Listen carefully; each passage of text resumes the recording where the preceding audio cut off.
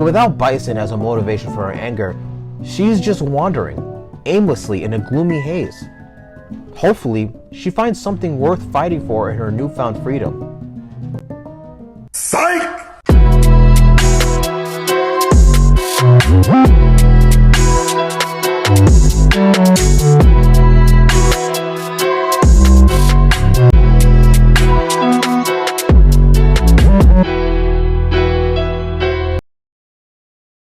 So, this channel has had several gaming characters featured here, but I think it'd be good to go more in depth with the characters beyond their history. So, in this video, we're going to be doing an in-depth look at Street Fighter's Juri Han, the sadistic psychopath who made her way into the fray since Street Fighter 4, and has made quite the name for herself. Her time so far in the series has been short, but Juri has made her place in it and continues to solidify her place, as she is now one of the characters in the upcoming Street Fighter 6 game, which was the motivation to look at her overall development as well as her backstory. So, let's not waste any time. Let's take a look at the Feng Shui engine using sadistically titillating, dangerously powerful Juri Han. Why don't you just kill her already?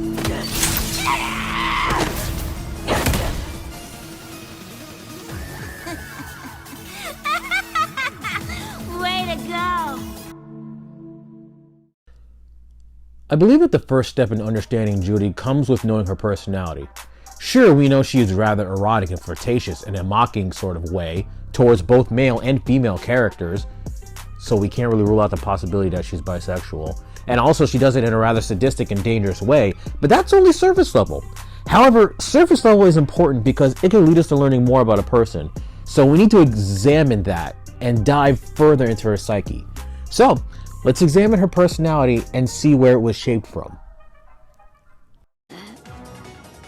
Now that sounds like something I can sink my teeth into.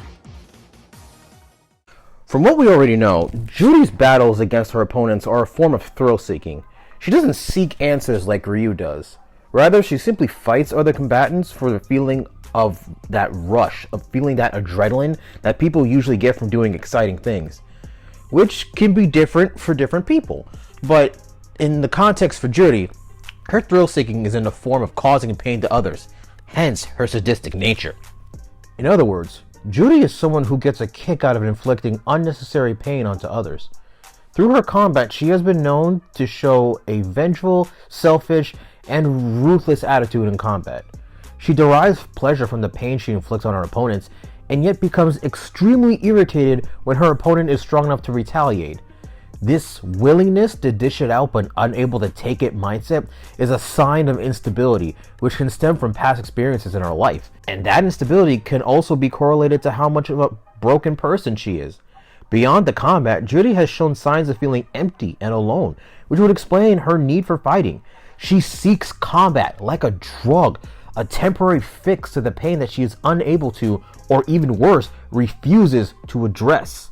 And this sadistic nature that she displays seems to be for only certain opponents, as she herself has expressed boundaries in who she would fight. She doesn't fight children because they are too weak, and for those who flat out refuse to fight her, after she has taken an interest in fighting them, are considered nothing less than dead. If you're not gonna fight me seriously, then you can just die. Master! But when you think about it, her anger towards those who refuse to fight her, she deems worthy for her, is considered a form of rejection. And Juri does not like being told no, which is something else that also stems from her past trauma.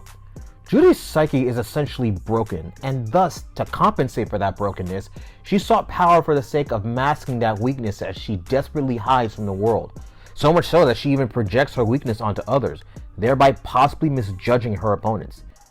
And even further evidence dictates her instability in regards to her level of sadism, because even when she recognizes that her cruelty goes too far, she knows to some kind of extent that it's kind of wrong. For example, when you have warriors such as Evil Ryu or Akuma displaying cruelty on such a level, she considers their ruthlessness to be abhorrent. In other words, despite how cruel she is, apparently those who do more than her are in the wrong. She has standards, apparently. To put this all together, Juri is an individual who seeks what she wants, denies what she doesn't want, and refuses to accept anything that can link to her trauma, which she hides by utilizing her power to divert those refuted items or people away from her. Now, before we move on, since we've been saying the word sadism quite a bit, let's take a quick detour to have at least a basic understanding of what sadism is. Wow. Back for another beating, officer? Or maybe you've got a little schoolgirl crush. Sadism, according to Seth Spain's Leadership, Work, and the Dark Side of Personality, written in 2019, is defined most directly by the desire and intention to hurt others, either verbally or physically, simply for the enjoyment of the act. When it comes to the umbrella term of sadism, a sadistic person commonly exhibits various signs, including aggression and cruelty, meanness to animals, tendency to cause emotional pain, manipulating for fun, preoccupation with force, tendency to lose temper violently, and fantasies of causing harm in some way. And Juri fits 6 of these signs. The only one she doesn't exhibit is the meanness to animals.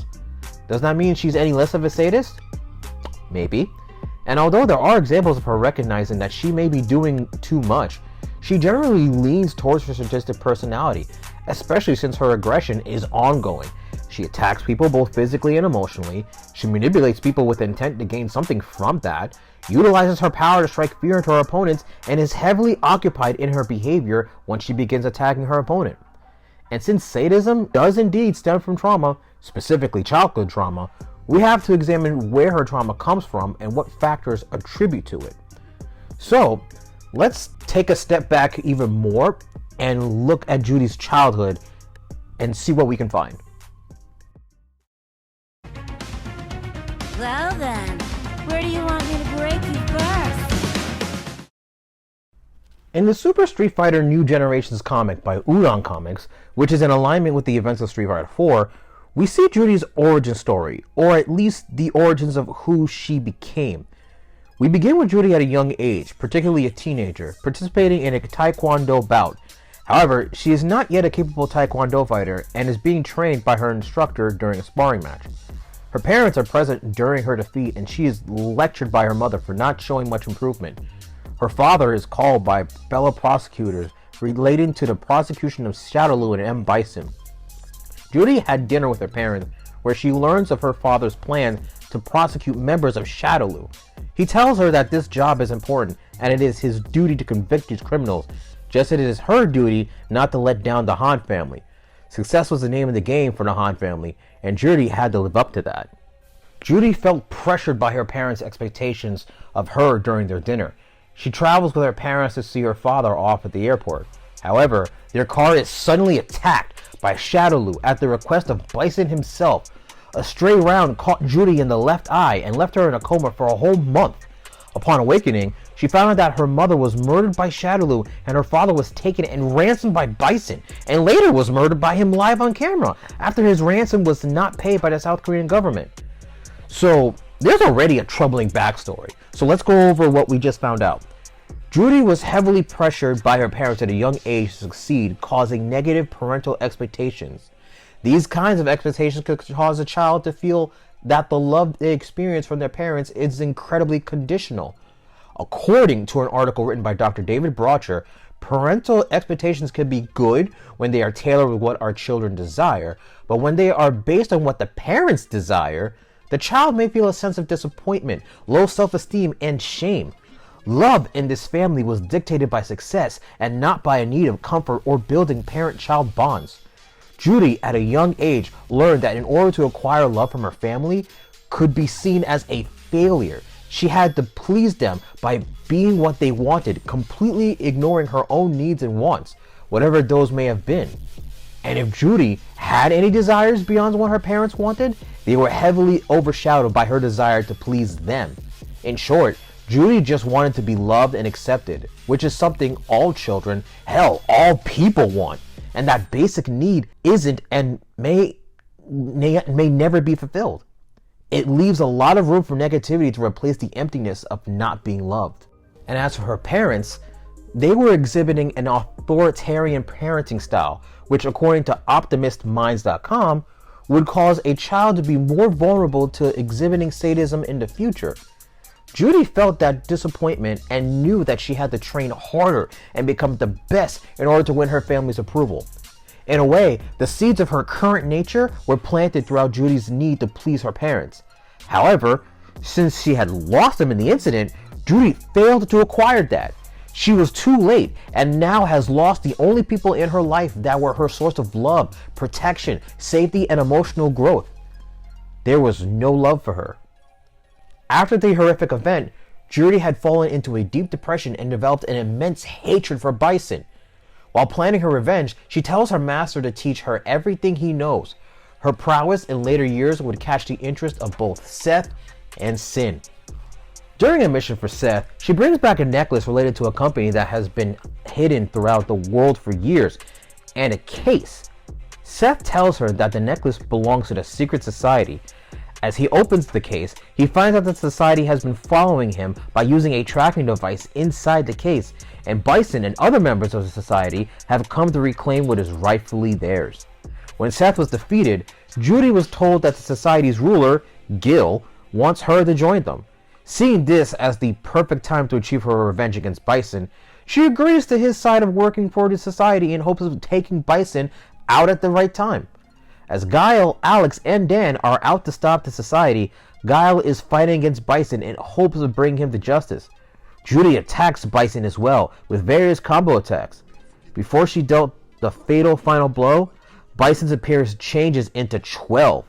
You remember that thing from Street Fighter 3? Yeah, that. I wonder if they're going to bring 12 back. Anyway, he begins to attack her as his hand turns into claws. After the battle, Bison flees. As he escapes, Judy goes after him, and at some point she is visited by Sea Viper, who wished to recruit her. In response, Judy told her that she is done with working for Sin, Shadowloo, the Secret Society, or any other organization that has taken a notice to her power. Z Viper told her that her revenge to restore the Han family is still possible. Judy then decided to listen to her. So at this point, Judy sought out power and resources to seek out a goal, regardless of how to achieve them, even if it meant to use people, which is a characteristic of a sadistic person. There was no meaning in her relationships with other people beyond seeing them as a way to get what she desired. She helped out with her quest in order to find out about the dolls and the connection between Shadowloo and the Secret Society, who used her to their plans. She was going after one of the other dolls that was with Delta Blue, but was knocked out by the Shadowloo member Fang. Fang brought her back to the hideout, and as she awoken, Fang told her that Shadowloo has been planning on capturing her for some time now, and that the engine inside of her is actually connected to the Psycho Power and the Satsui no Hado. Fang plans to use her and the dolls, all who had Psycho Power inside them when they were captured from Delta Blue, as a way to complete Bison's newest body. As Cammy, Viper, and Delta Blue were out to rescue Judy and the dolls from Fang, it was too late, as Bison's soul had went into a new body. The base that they were in was going to be destroyed. Cammy was able to save the knocked out Judy and the dolls, but Bison, Fang, and many of his henchmen were able to escape, letting them savor their rescue mission until Shadowloo was ready to take over the world. And after this event, she finds out more information about the connection between Bison and Gil's companies and how they tie to each other for their plans of world conquest. Judy's story continues with the video game adaptations of the comics somewhat aligning with the story. Shortly after the fall of Sin, Judy faces off against Bison again to avenge her family. However, Bison quickly gets behind her, attacks her with Psycho Power, and grabs her head, ripping out the Feng Shui engine and leaving her for dead. She goes into an abandoned Sin laboratory and finds another eye, the Feng Shui engine Alpha. Judy meets up with Colin under the guise of Helen. Colin offers Judy the ability to join her when they are interrupted by Balrog, who's looking around for Sin agents. Wanting to test out her new eye, Judy fights him before Ed tells him that they have to get back to base to discuss a plan. Judy later meets Sea Viper, who informs her that the only reason she's not in jail right now is because she's not the primary threat, and warns her about Shadowloo's motives. In other words, Sea Viper essentially says that Judy isn't the real problem. Although Judy is guilty of her own crimes, she isn't the primary target because she, despite her past actions, is still a victim to Shadowloo's activities. Later, at the Shadowloo base, looking around for data on Shadowloo, Juri confronts Fang, who becomes insulted by her remarks on being Bison's second in command. Their fight ends with Fang using his poison clouds to make Juri retreat. Juri, now realizing their motives, calls Colin by phone and finally accepts her offer to take down Shadowloo. Juri realizes that she can't take on Shadowloo on her own, and even though she despises working with other people, she knows now that taking down Shadowloo requires more than just her. Continuing in the Street Fighter V Shadowfall storyline, Juri meets Rashid, Charlie, Nash, Azam, and Helen.